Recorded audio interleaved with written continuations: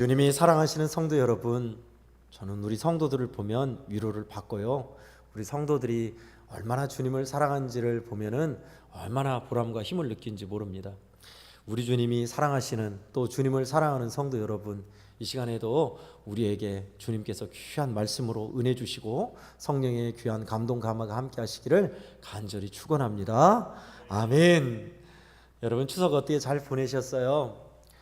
추석 보내면서 우리가 그 주에 산에 오르는 자의 복이라고 말씀을 나눴습니다. 그래서 우리 성도들에게 제가 약속드렸어요. 추석날에 아침에 차례 대신 예배를 드려보십시다 하고, 저도 그전에는 이제 예배 뭐 차례도 없지만 그냥 아침밥 먹고 할리라고 그랬었는데, 단단히 마음 먹고 갔습니다. 근데 반반이었어요. 본가에 들렸다가 이제 처가에 있다 왔는데, 본가에서 왜 그렇게 기도를 못하고 왔는지, 또 동생이 있는데 그곳에서 하나님을 찬송하고 또 간절히 기도해주고 왔으면 좋았을 텐데 그러지 못하는 것이 후회가 남습니다. 그러나 처가에서는 아침에 이제 추석날 아침에 일찍 일어나서 장인어른께 말씀을 드렸어요. 아버님, 오늘 우리가 밥 먹기 전에 하나님 앞에 예배 드리는 게 어떨까요? 그래도 차례는 안 지내지만 하나님 앞에 예배 드리고 식구들이 모여서 간단히 예배 드리고 시작했으면 좋겠습니다. 그랬더니 그러자고 하시는 거예요. 그래서 아침에 미리 저녁에 준비해 놓고 아침에 딱 이제 일어나서 막 상 차리고 준비하는데, 아버님 우리 예배 드리시게요 하면서 딱 갔더니 아버님이 다 와라고, 상 차리는 거 그만하고 음식 좀 그만하고 잠깐 와서 예배 드리고 시작하자고 해서 간단하게 예배를 드렸습니다. 한 7, 8분 걸렸던 것 같아요. 찬송 하나 하고 복 있는 사람 시편 1편을 같이 읽고 가족들을 위해 기도하는 시간을 가졌습니다. 참 좋더라고요. 간단한 예배였지만 정말 복 있는 것이 이런 것이구나 하는 귀한 마음의 느낌도 있었고, 깨달음과 귀한 메시지도 받았습니다. 성도 여러분, 우리가 하나님의 산에 오르는 것은 이런 겁니다.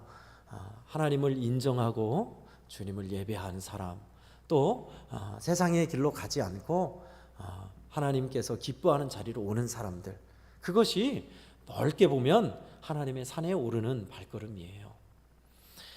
오늘도 귀하게 이 자리에 온 성도 여러분에게 주님은 들려주실 말씀이 있습니다.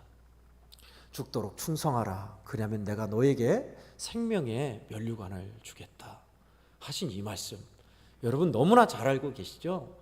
하도 많이 들어서 저도요, 이 말씀 보면 온갖 곳에 안 써 있는 데가 없어요. 어렸을 때는 제가 주일학교 다닐 때는 반별로 있어가지고 반별로 제일 모범 반에게 무슨 이제 트로피 같은 이게 깃발 같은 거를 줬어요. 그래가지고 모범 반에다가 딱 걸어줬어요. 그러면서 꼭 거기에 써 있는 것이 죽도록 충성하라, 그러면 생명의 멸관을 주리라, 그런 말씀이 있어가지고 어렸을 때부터 보면서 자라왔고, 또 하도 너무나 많이 알려진 말씀이죠. 죽을 때까지 목숨을 다하여 충성하라, 그러면 내가 너에게 생명의 면류관을 주겠다 하신 말씀입니다. 말 그대로요, 말씀 그대로 끝까지 주님께서 맡기신 일을 은혜로 감당하고 충성하면 우리 주님이 생명의 면류관을 주셔서 둘째 사망, 영원히 타는 불에 떨어지지 않게 귀한 생명의 면류관을 주겠다 하신 말씀입니다. 근데 원래 이 본문의 원뜻 그리고 원어를 보면 그런 의미하고는 약간 차이가 있어요.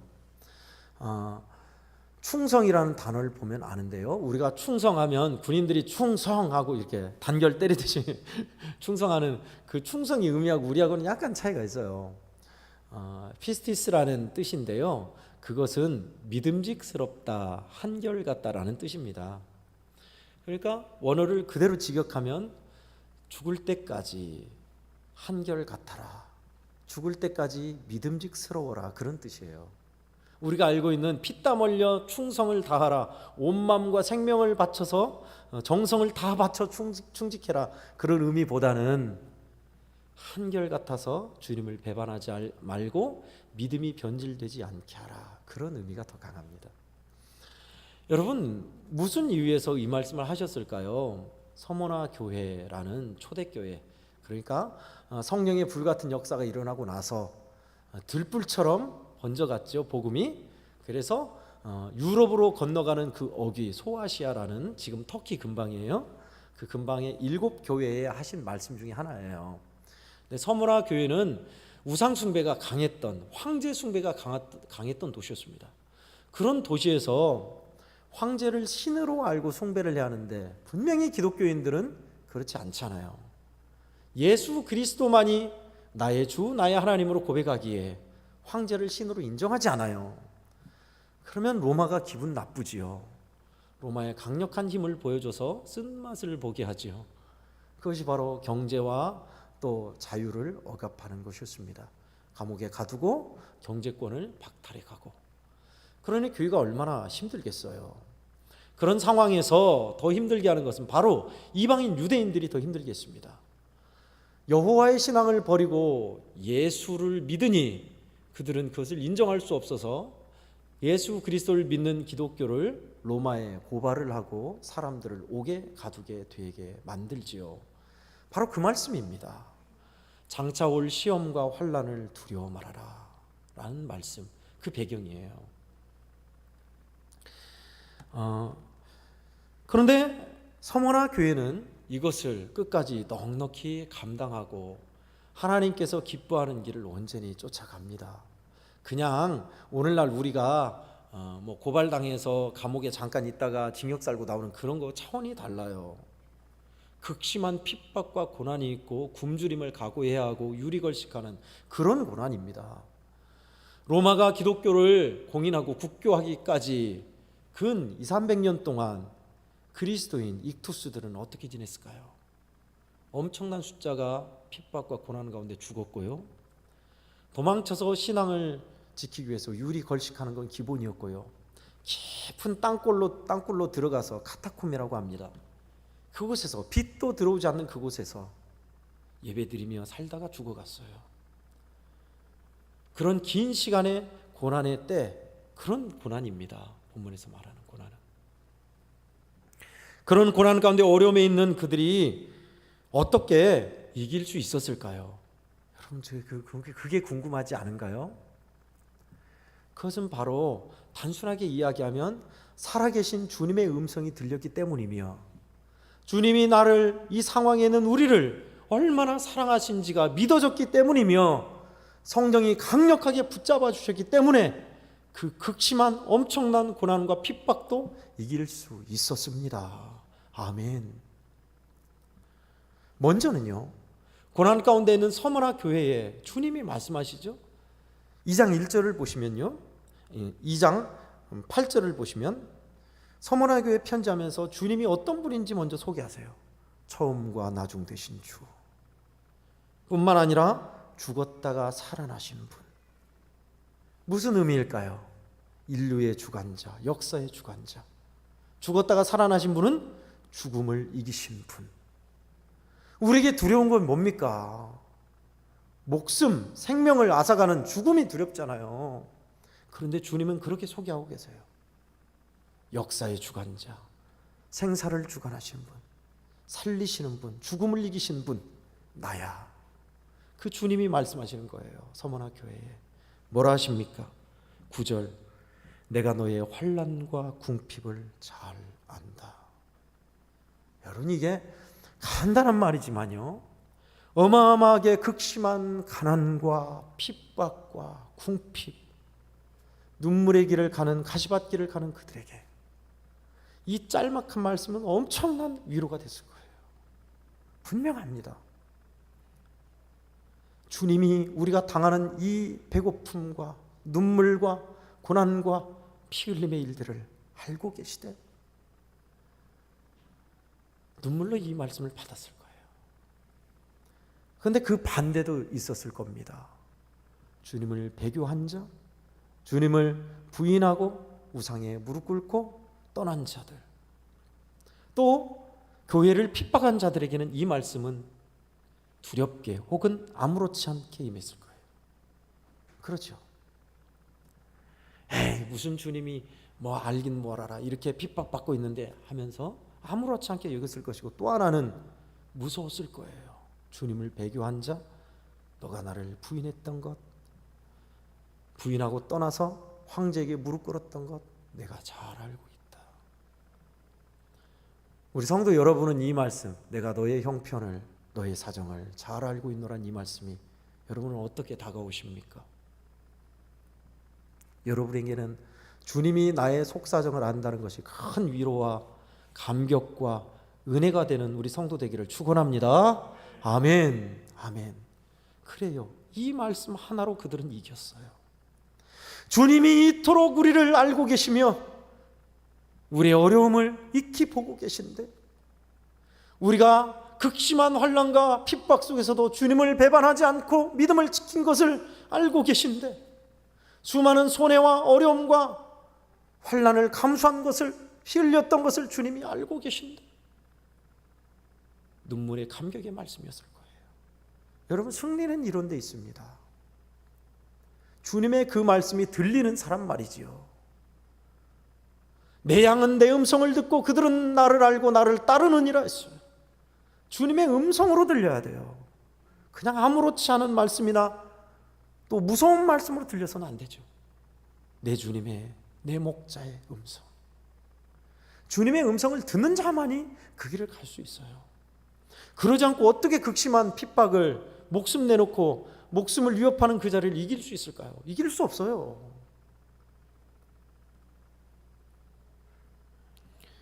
주님이 보고 계시고 알고 계시며 그 뜨거운 사랑으로 우리를 붙드신다는 사실이 믿어졌을 때, 그것이 깨달아지고 주님과 뜨거운 소통의 마음이 계속 이어질 때, 성령이 강력하게 불같이 그들을 붙드시며 역사하실 때, 누가 꺾겠습니까? 누가 이것을 막겠습니까?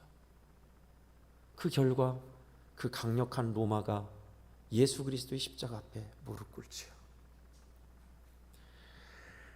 그렇습니다. 로마서 8장 36절 37절은 그것을 그렇게 얘기하고 있습니다. 누가 우리를 그리스도의 사랑에서 끊으리요? 환난이나 적신이나 공고나 핍박이나 칼이랴. 그러나 이 모든 일에 우리를 사랑하신 이로 말미암아 우리가 넉넉히 이기느니라. 아멘. 아멘. 여러분, 우리 양원교회는 그만한 핍박이 없습니다. 지금 또 우리 양원교회 뿐이겠어요? 우리 한국은 지금 너무나 예수 잘 믿고 예수 믿기 좋은 시대를 살고 있습니다. 이 시대는 얼마나 풍족하고 넉넉한 시대입니까? 우리가 역사를 배워서 알지요? 단군 이래에 이만큼 풍족한 적이 없었습니다. 기독교가 들어온 이래에 이만큼 예수 믿기 좋은 환경과 시절이 없었습니다. 그런 이때에 우리는 환난 중에서 믿음을 지켰던 이 주님의 위로와 말씀과 사랑, 성령의 붙드심이 더 필요해요. 사실은 희한하게도요, 우리 인생들은, 저도 마찬가지잖아요. 배부르고 등 따뜻하면 우리의 긴장감이라고 할까요? 절박함이 풀어져버려요. 화장실 갈 때와 나올 때가 다르듯이 우리 환경이 좋아지면 희한하게 우리는 우리의 마음이 달라져요. 가게를 예를 들겠습니다. 여러분의 가게 사정이 예컨대 100원으로 한 달을 산다 할 때, 100원으로 쪼개서 식비로 30원 나가고 전기세 10원 나가고 막 가계 부수잖아요. 막 쪼개서 살아요. 그런데 이제 1,000원으로 살게 됐어요. 여유가 있죠. 모든 거 나가는 거 100원으로 끝내고 나머지는 어떻게 굴려야지, 뭐를 해야지. 근데 희한하게도요, 알뜰하게 쪼개고 살 때 삶의 모습과 느끼는 기쁨과요, 풍족하고 넘고 남았는데 살아가는 삶의 모습과 느끼는 기쁨이 크게 차이가 납니다. 역설적이게도요, 행복하고 기쁨은 반비례하여 풍족하고 넉넉할 때 찾아지는 행복이 줄어드는 것을 사회학자들은 연구를 했지요. 가장 행복한 나라, 국민들이 행복을 느끼는 나라가 방글라데시인 거 아시죠? 미국이나 최선진국이 느껴야 하는데 그러질 못해요. 마찬가지입니다. 우리의 현실, 예수 믿는 이 풍족한 시대에 주님의 음성이 안 들려요. 환난 속에 있는 서머나 교인들이 들었던 그 음성이 아주 희귀해졌어요. 저도 그래요. 우리에게 있어서는 이게 참 어려운 일입니다. 여러분, 그러므로 우리가 어떻게 하여야 환난 중에서 변치 않는 믿음을 간직하는 충성의 길로 갈 수 있을까요? 그것은 바로 주님과의 사랑에 빠져가는 것입니다. 여러분, 주님이 나를 사랑하셔서 그렇게 죽으셨다는 사실, 이런 부족하고 연약한 나를 아직도 주님은 뜨겁게 사랑한다는 사실에 그것이 믿어지고 눈뜨여지고 거기에 빠져들어야만이 우리는 한결같을 수 있어요. 한결같다. 우리 애화원교회는 나무가 많이 있죠. 나무로 된 의자나 책걸상이 있습니다. 나무는, 세로로 된 나무는 가로로 베면 나무 태가 있지만 세로로 켜면 결이 있어요. 나무의 지문이라고 하지요. 한결같다는 하나님께서 주신 모양 따라, 선한 모양 따라 변함없는 것을 뜻합니다. 주님께서 주신 은혜를 따라서 사는 사람들, 주님이 주신 사랑 안에 빠져 사는 사람들, 그러면 우리는 한결같을 수 있어요. 그리고 주님은 그렇게 우리를 이끄셔요. 요한복음 15장 9절 10절 말씀은 주님은 우리에게 그걸 말씀하셨습니다. 제가 읽어드리겠습니다. 아버지께서 나를 사랑하신 것 같이 나도 너희를 사랑하였으니 나의 사랑 안에 거하라. 내가 아버지의 계명을 지켜 그의 사랑 안에 거하는 것 같이 너희도 내 계명을 지키면 내 사랑 안에 거하리라. 아멘. 여러분, 주님의 사랑 안에 거하는 것만이 극악한 환난과 고통 속에서 이길 수 있는 방법이라고 했습니다. 어떻게 해요? 주님께서 아버지의 계명을 지킨 것 같이 너희도 내 계명을 지키면 내 사랑 안에 거하리라. 나의 계명을 지키는 자라야 나를 사랑하는 자니 나를 사랑하는 자는 내 아버지께 사랑을 받을 것이요 나도 그를 사랑하여 그에게 나를 나타내리라. 그렇습니다. 그 계명이 뭘까요? 환난과 핍박과 어려움 속에서도, 신앙의 제약 속에서도 주님이 내게 주신 사랑을 받아서 끝까지 사랑하는 것입니다. 끝까지 사랑하는 것, 그것이 예수님의 사랑을 받아서 살아가는 계명을 지키는 자의 모습이에요. 우리 애양원은 그런 사랑을 받아서 여기까지 왔습니다. 애양원교회의 역사를 보면요, 선교사들의 초기부터 지금까지 순적하게 하나님의 은혜 가운데 대부흥을 이루고 은혜 충만, 기쁨 충만 역사하셨던 일이 많지가 않았습니다. 무슨 일이든 크고 작은 일이 있었고요, 어려운 일이 있었고요, 갈라짐도 있었고요, 온갖 수많은 힘겨운 일들이 많았습니다. 어쩌면 지금이 더 옛날보다 평안한지도 모르겠어요. 앞으로도 주님께서 어떤 길로 우리를 이끄실지 모르지만 분명한 것은요, 주님은 우리를 사랑으로 이끄신다는 것이고 우리는 그 사랑 안에 있을 때만이 이 환난과 어려움을 감당할 수 있다는 것입니다. 성도 여러분, 기억하십시오. 지금 코로나로 인한 어려움이 있다 하지만 더 큰 어려움이 올 수도 있습니다. 지금의 이 어려움을 이기지 못한다면, 지금의 이 어려움에 우리의 믿음이 퇴보한다면 우리는 더 큰 어려움에서는 무너지기, 10중 8구 무너지기 쉽습니다. 그러므로 오늘 말씀의 결론입니다. 성도 여러분, 주님과 사랑에 빠져드십시오. 주님이 주시는 사랑이 무엇인가를 기억하고 우리 주님의 원하시는 바를 순종하는 자들이 사랑 안에 거하는 자라 했습니다. 저와 여러분이 그렇게 살면요, 주님은 더 큰 사랑으로 강력하게 우리를 붙드셔서 넉넉히 이기게 해주셔요. 주님의 사랑을 알면 그러더라고요. 제 간증을 하나 하고 마치겠습니다. 저는 가정이 좀 가난하게 자랐습니다. 그래서 어머니가 또 그렇게 사셨고 가정이 그랬기 때문에 음식을 버리는 것을 꼴을 못 봤습니다. 쌀 한 톨도 주어야 했고 주우셨고 콩 하나도 주워서 담아서 그렇게 알뜰하게 사셨던 그 가정 풍토에서 자랐어요. 그래서 저는 음식 버리는 것을 무척 죄스럽게 생각합니다.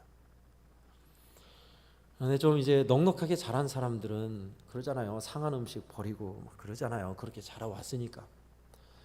떡이 있어서 떡을 데워 먹으려고 전자레인지에 돌렸습니다. 근데 1분 돌려야 할 거 1분 30초 돌리면 떡이 어때래요? 완전히 녹아버리잖아요. 녹아서 접시에 놨는데 떡의 모습이 없어지고 엿같이 이제 녹은 엿처럼 그렇게 되잖아요. 있더라고요. 그래서 그래도 버리기 아깝잖아요. 그래서 나무젓가락으로 이렇게 떠서 먹었습니다.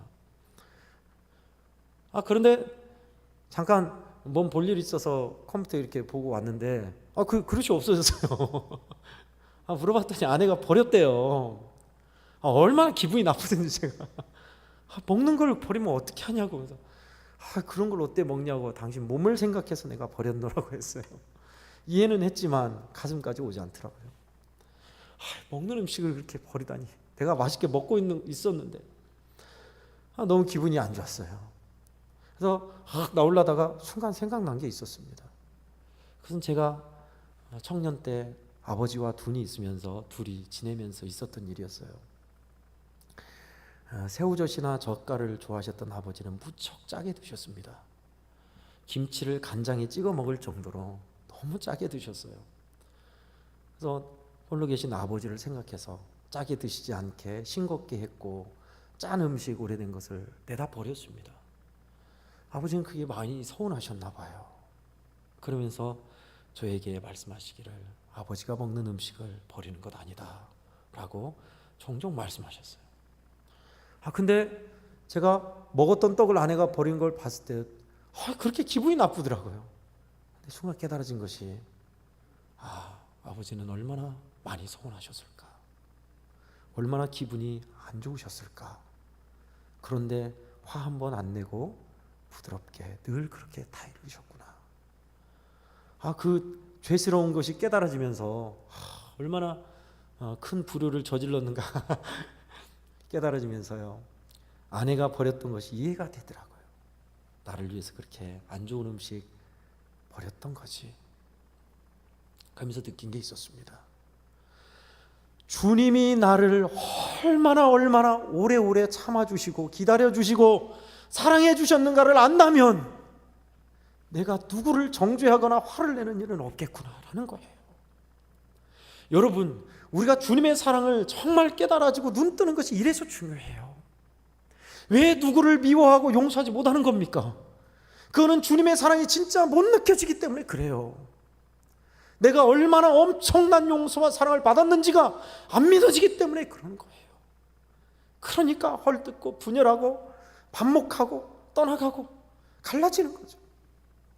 여러분, 더 많은 환난과 어려움을 이길 수 있는 것은 여기에 있습니다. 주님의 사랑을 깨닫고 하는 데 있어요. 그렇지 않으면 우리는 방법이 없습니다. 예수의 사랑, 성령의 뜨겁게 붙잡아 주시고 깨닫게 하시는 이 예수의 사랑, 하나님의 사랑, 나를 향한 한없는 하나님의 큰 용서, 이것이야말로 우리가 환난을 이기게 하는 것이며 목숨보다도 주님을 사랑하게 하는 것이며 이 어려움의 때에 승리하게 하는 비법이라고 성경은 이야기하고 있습니다.